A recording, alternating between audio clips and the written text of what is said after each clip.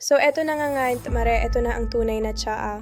Yung tipong akala mo simpleng balita lang, tapos bigla mong mapapasabi ng, ay teka lang.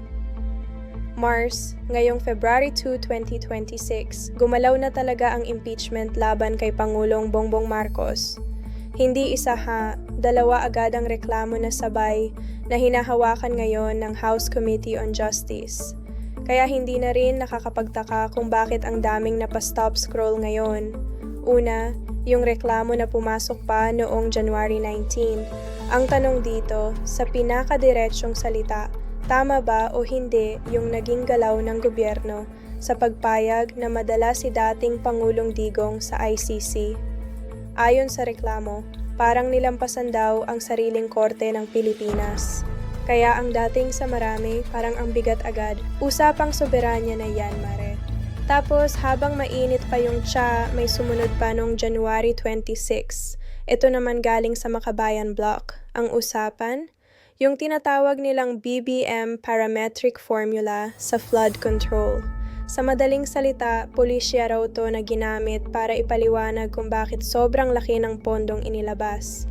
Ayon sa reklamo, aabot daw sa 545 billion ang napunta sa mga proyektong sinasabing overpriced o parang multo, nasa papel, pero hindi ramdam sa lupa. Habang lumalabas yung mga detalye, mas lalong umiingay ang chika online. Kasi hindi lang pera at proseso ang laman. May personal na banat din. Isinama sa reklamo yung pagtanggi ng Pangulo na magpa-hair follicle drug test. Matapos yung mga sinabi ng kapatid niyang, si Senadora Amy, noong November 2025.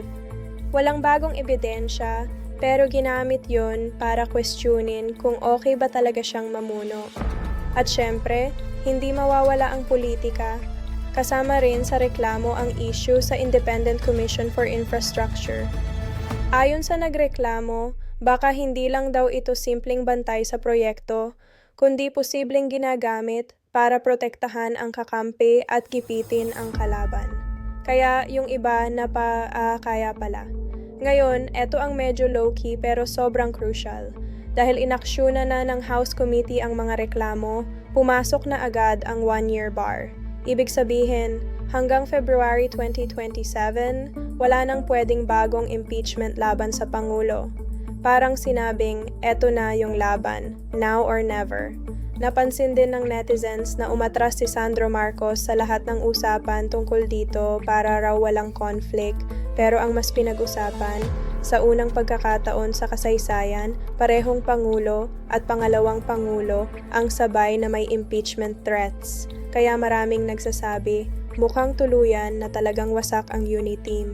Kung titingnan mo, parang normal na galawan lang sa politika. Pero kapag pinagdugtong-dugtong mo ang timing, mga reklamo, at mga taong involved, parang may ibang kwento sa likod. Ikaw, sa tingin mo ba, hustisya lang talaga to o bardagulan na ng mga nasa taas?